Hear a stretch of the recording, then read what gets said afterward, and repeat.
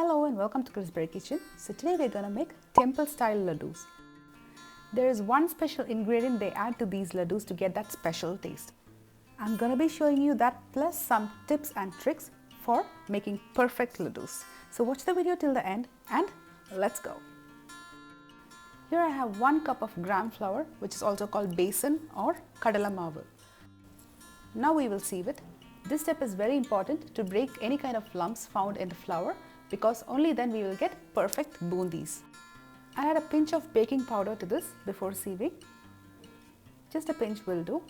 Now we will sieve it. Now look at it. See, there are so many lumps inside. Can you see it? This is why sieving the flour is very important. So now we'll add about half to 3/4 cups of water. You might need about 3/4 cups, but add it little by little to get the right consistency. The batter should be slightly thinner than the dosa batter, but it should not be very runny. So this is the consistency of the batter. If you make it very thin, the bundis will not come in perfect shape. If you make it very thick, then the batter will not pass through the holes of the perforated ladle. Now we let the batter rest for about 10 minutes before we make the bundis. So now let's prepare the sugar syrup. For this we need about 1 cup of sugar and half cup of water. Just keep stirring constantly and cook on low-medium flame. Stirring is very important because otherwise your sugar is going to caramelize at the bottom of the pan. Boil it till you get one string consistency like this. This is what we need. Now this is our special ingredient, that is edible camphor, or we call it pacha karpuram. We'll add a little bit of it into the sugar syrup. Just crush it to a powder. Just 2 to 3 pinches will do. Don't add too much because otherwise it will overpower with its pungent taste. And remember, do not add synthetic camphor, use only edible camphor. Next we'll add 2 to 3 cardamoms crushed. Now mix everything well so that the cardamom and the camphor get incorporated really well, and we'll keep it covered while we prepare the bundis. Now for the frying part, we'll be using 2 perforated ladles like this, one for pouring the batter and the other one to remove the bundis from the pan. So we are adding oil for frying. I'm using the normal cooking oil, that is sunflower oil. Keep the flame on low-medium and we'll take a spoon of batter and pour through the perforated ladle. Now you can see small balls of batter passing through the perforated ladle, falling into the pan. Pour little by little, don't overcrowd the pan. If you want to make it faster, you're going to be needing a bigger pan and a lot of oil. So this is the way I do it, patiently. You can remove the bundis from the oil in about 15 to 20 seconds because you don't want to let the bundis get brown and crispy. Every time before pouring the batter again, clean your perforated ladle. Only then you can smoothly pour the batter again. Just wipe it off with your finger into the bowl of batter and we'll repeat the process again.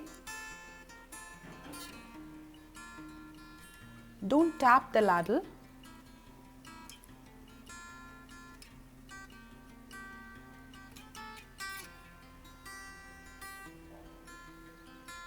Okay,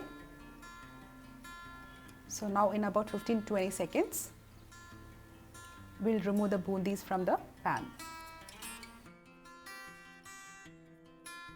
Now after removing the bundis, spread them on a newspaper or absorbent paper, whichever you have.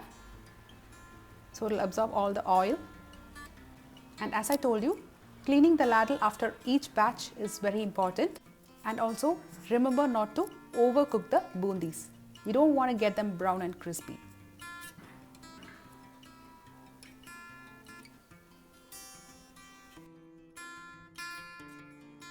So if you can see, I have all the bundis on this newspaper and I have not added any kind of artificial colors. Next we'll take from 1 to 1.5 cups of bundi in a mixer jar and we'll grind it coarsely like this. Now we'll add all the boondis into the sugar syrup. Add slowly and mix it well.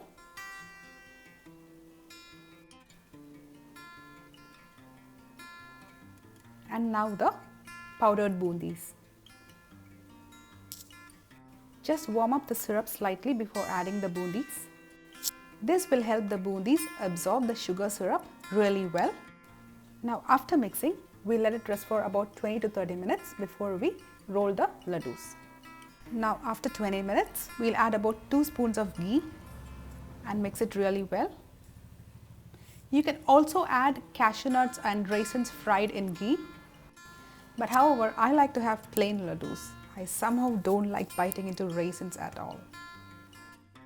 Now before making laddus, just apply some ghee on your palm to avoid sticking. Now take a handful of this mixture and roll it into a ball. Just press it nicely to bring it together to form a nice round ball like this. So I'll show again. Just press it really well. And there. So I hope you liked and enjoyed this video. And after this, I'm also going to leave you some troubleshooting tips to make perfect laddus. And thank you for watching and wish you all happy Diwali and cook, share, enjoy.